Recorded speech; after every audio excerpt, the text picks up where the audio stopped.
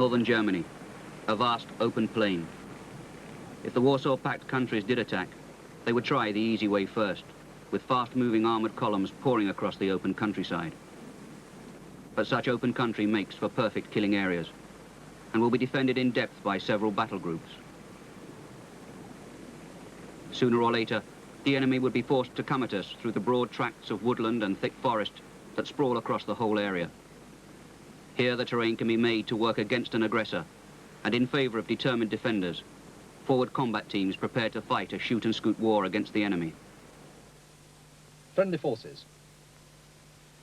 2nd Battalion Grenadier Guards Battle Group is defending the Grunenstadter Wald with 2 combat teams up. Left, number 1 company. Right, number 2 company, ourselves. Depth, number 3 company. Mission. Number 2 company is to deny the enemy passage through the Grunenstadter Wald within boundaries. Number 2 company is to deny the enemy passage through the Grunenstadter Wald within boundaries. Execution general outline. This is a 3-phase operation. 2 platoons up, 1 in reserve. Phase 1. You will establish your section and half-section ambushes and prepare your platoon positions. Phase 2 will be your platoon ambushes, and Phase 3 will be the main battle in the combat team defensive position. The area is divided into beach in the north, fir in the south.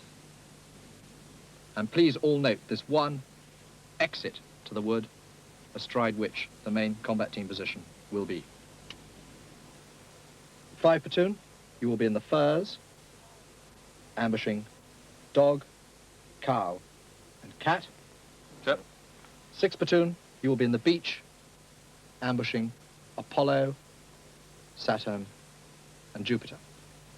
4 platoon, you will man and dig the main combat team position. 4 platoon is the reserve platoon, and to them falls the task of preparing the main combat team position, for themselves and for the 2 forward platoons. They'll be helped by the sapper detachment, with all the equipment at their disposal. They've got about 36 hours. With anything less than 36 hours, the whole combat team might have to dig in here first, before moving forward to prepare the platoon and section ambushes. The important thing is to sight the trenches carefully, to dig them deep, to revet them properly, and to give them good overhead protection, and then to camouflage them effectively. Every trench must be fully stocked with ammunition, ready for the forward platoons when they eventually fall back. The reserve platoon's APC should be well dug in, not just for their own protection, but as an integral part of the combat team's defensive fire plan. Since the combat team position may have to be held at all costs, it's wise to wire not just the front, but every other approach, and to mine all the possible access routes. This is, after all, where the crunch will come, so we must be prepared to hold our ground indefinitely. Tanks are nowhere near so effective in close country.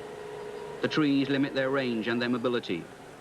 Only 1 tank is being dug in on the combat team's main defensive position.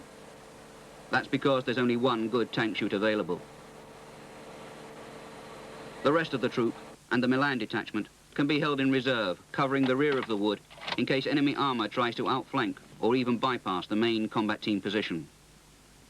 Our mission is to deny enemy passage. The combat team commander's orders are repeated at platoon level, to the section commanders, or if time is really pressing, to the entire platoon. We are setting up 2 individual section ambushes. Son Elshaw, you will take the left forward ambush position known as Route Apollo. Yep. Sergeant Moore, you will take the right forward ambush position known as Route Saturn. Yep. Corporal Gordon, Sergeant Boucher, platoon headquarters in 3 section. We will set up a platoon ambush position overlooking Route Jupiter at the bottom of the hill here. Right, move. Again, time permitting, the reserve section will dig the platoon defensive position, while the other 2 sections go forward to prepare their ambushes. Digging in has exactly the same priorities both in beechwoods and in firs. The trenches must be deep. They must be properly revetted. And they must have good, solid overhead protection. This can be based on logs, and there are literally piles of these in most German forests, or on doors stripped from nearby houses, or from anything else that comes to hand. Okay, The main thing is to build a good base for the 2 layers of sandbags and earth, which will provide protection from the shrapnel caused by artillery fire bursting overhead in the trees. In Germany, the fir trees grow so close together, it's often difficult to find a good ambush position. In the end, it may come down to finding arcs of fire which occur naturally in the trees. Then it's just a matter of clearing away the undergrowth.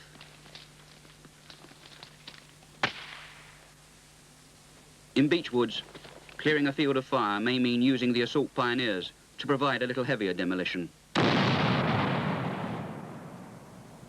If you're only going to get one shot at the enemy, make sure it's a good one.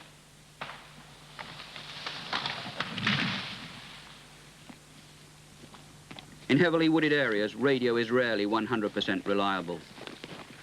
And anyway, radio silence must be maintained at least until the forward ambushes are sprung. So all the early communication within the combat team must be by line. Yes, on. As soon as he can, the combat team commander himself will make a point of getting round to each position. Quickly show me around the position. He must satisfy himself that his orders have been clearly understood and effectively carried out. The left edge of those logs is where the mines are, sir. Good. Your mortar target is confirmed as X-ray 2. Well-coordinated supporting fire could be vital to a section bugging out through beechwoods, where the trees themselves offer only partial cover. Single-strand barbed wire can be useful here. Strung low between the trees, it can really foul up the enemy infantry. The best deterrent, though, is the command-detonated anti-personnel mine. This will annihilate anything within a 60-meter arc. Properly sighted, it can give a sub-unit a 30-second start at the beginning of a bug-out. A section bugging out through fir trees gets good cover from the trees themselves being so close together. But that makes it even more important that the way back should be properly wrecked and clearly marked. Bugging out through beechwoods is a different proposition. The trees offer much less protection, so it may have to be a set-piece withdrawal under covering fire. And that's something that must be properly rehearsed. When we withdraw, this will be your position by this tree, facing that way, covering those arcs, giving us covering fire across the open ground. Once we're out the open ground, we will then call you in. Any questions? Right, rest of you, last follow me.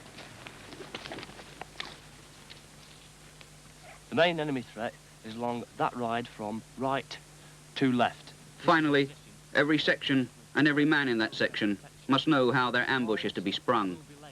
Confusion costs lives, our lives, instead of the enemy's. Unless you are attacked, then, as per SOPs, when the ambush is sprung, it will be by a vehicle going over the mine. Mines will be laid by the sappers and the assault pioneers to the combat team plan. The ambushes must be properly coordinated and escape routes worked out to avoid all these devices. These will be mostly anti-tank mines, positioned so as to stop the leading vehicle and cause it to block the route for those following behind, which can then be dealt with by the anti-armor weapons. But the sappers and assault pioneers have another, even more important role to play: to block those routes and rides which we can spare neither the time nor the men to ambush. For this, anything goes. Anything that will check an enemy column and channel it into our main ambushes.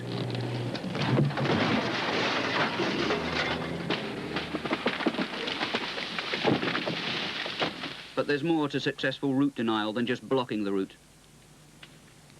Every obstacle must be comprehensively mined. Not just against armor, but against enemy personnel who might try to dismantle the block.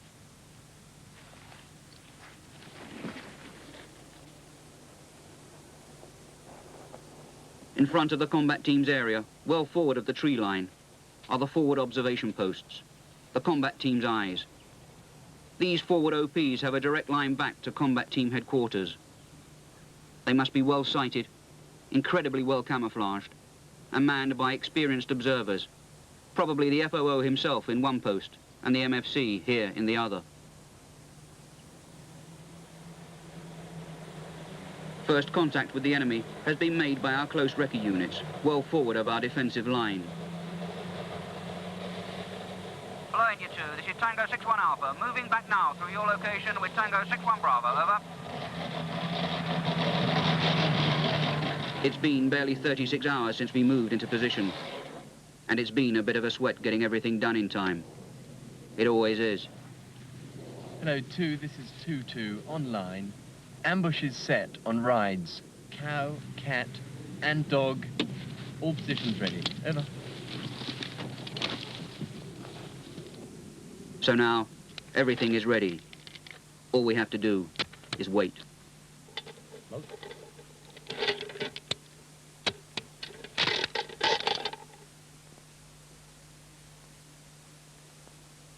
The first enemy units we can expect will be elements of their recce forces. These must be dealt with before they penetrate too far into the woods and discover our ambush positions. Hello 2, this is 5-2 Alpha, online, contact now, grid 844-687, 1 BMP moving southwest towards wood. I'm observing, over. The best tactic is probably a quick half-section ambush, unplanned if necessary, from a prepared position if there's time. Once the ambush is sprung and the enemy infantry begin to show their faces, hit them with everything you've got.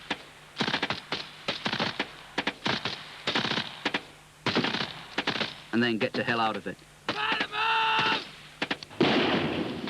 The classic guerrilla tactic, hit and run. And keep running, back to your prepared section positions, because the enemy might just respond with artillery fire.